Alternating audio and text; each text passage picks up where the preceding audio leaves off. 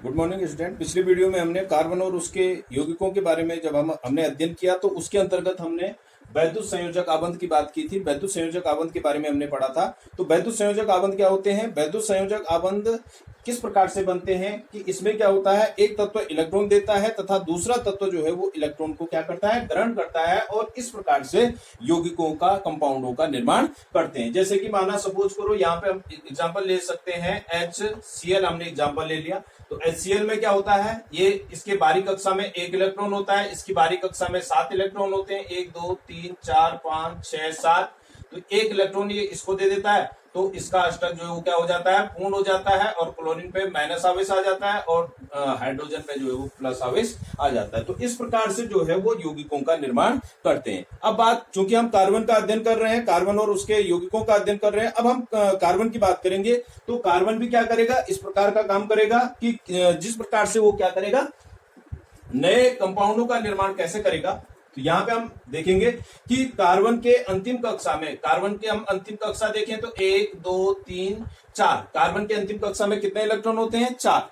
Electronic विन्यास carbon का क्या होता है, परमाणु क्रमांक इसका 6 होता है। तो पहली में 2 और दूसरी कक्षा में 4 इलेक्ट्रॉन होते हैं। तो हम लास्ट वाले इलेक्ट्रॉनों को यहाँ पे दिखा रहे हैं, तो 4 इलेक्ट्रॉन होते हैं। अब इसके लिए जो है ये काम वैद्युत संयोजक, यानी कि ये 4 इलेक्ट्रॉन या तो देगा या 4 इलेक्ट्रॉन क्या करेगा, ग्रहण करेगा और इस प्रकार से नए कंपाउंड का निर्माण करेगा। लेकिन क्या होता है कि ये इस काम को न तो ये 4 इलेक्ट्रॉन दे सकता है और न ही ये 4 इलेक्ट्रॉन ग्रहण कर सकता है। अब ये ऐसा क्यों नहीं करता है उसको मैं यहाँ पे बताता हूं कि यदि ये 4 इलेक्ट्रॉन जो है वो कार्बन है, कार्बन का परमाणु है, यदि ये क्या करता है, 4 इलेक्ट्रॉन जो है वो ग्रहण करता है, 4 एक्स्ट्रा इलेक्ट्रॉन जो है वो क्या करता है, ग्रहण करता है। ठीक है, पहली कक्षा में 2 और दूसरी में 4 है। अब 4 इलेक्ट्रॉन यदि ये ग्रहण करता है तो ये काम इसके लिए क्यों कठिन होता है, क्योंकि 6 प्रोटॉन वाला जो नाभिक है, इसके यहाँ पे जो है वो क्या प्रोटॉन है, जिसपे कि कितना आवेश है, 6।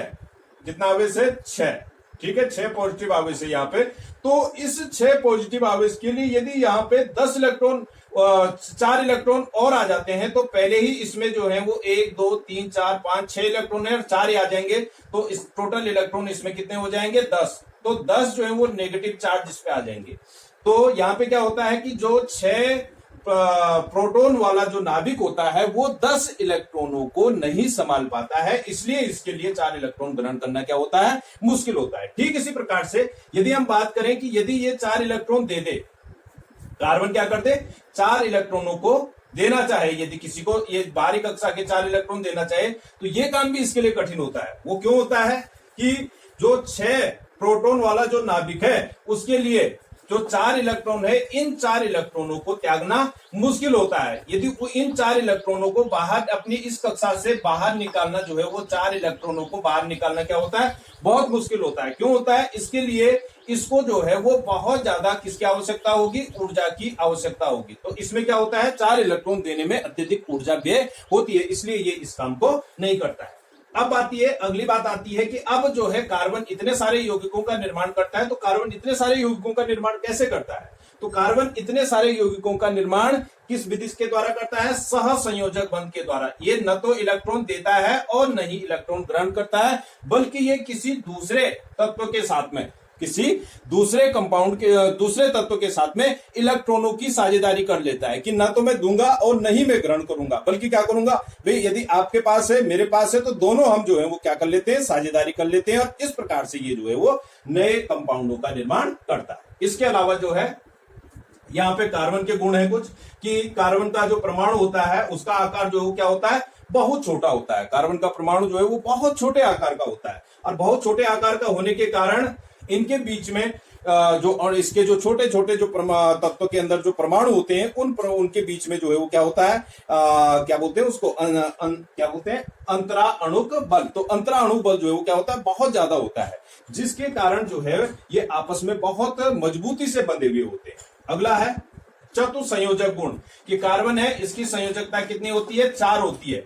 सबसे अधिक इसकी संयोजकता यानी 4 संयोजकता है। तो ये चारों तरफ जो है वो 4 बंध के द्वारा जो है वो किसका निर्माण कर सकता है, यौगिक का निर्माण कर सकता है। इसके अलावा इसमें एक और गुण होता है कि ये जो है सिंगल बॉन्ड के द्वारा, यानी एक एक बंध के द्वारा भी, डबल बॉन्ड के द्वारा भी और ट्रिपल बॉन्ड के द्वारा भी जो है किसका निर्माण कर सकता है, यौगिकों का निर्माण कर सकता है। अगला जो इसमें गुण है वो है श्रृंखलन का गुण, कि ये जो है कार्बन जो है आपस में इस प्रकार से जो है वो कार्बन परमाणुओं की एक लंबी श्रृंखला का क्या कर लेता है, एक चेन का निर्माण कर लेता है, एक दूसरे से जुड़ करके दूसरी तीसरी से तीसरी चौथी से इस प्रकार से एक लंबी चेन का निर्माण कर लेता है।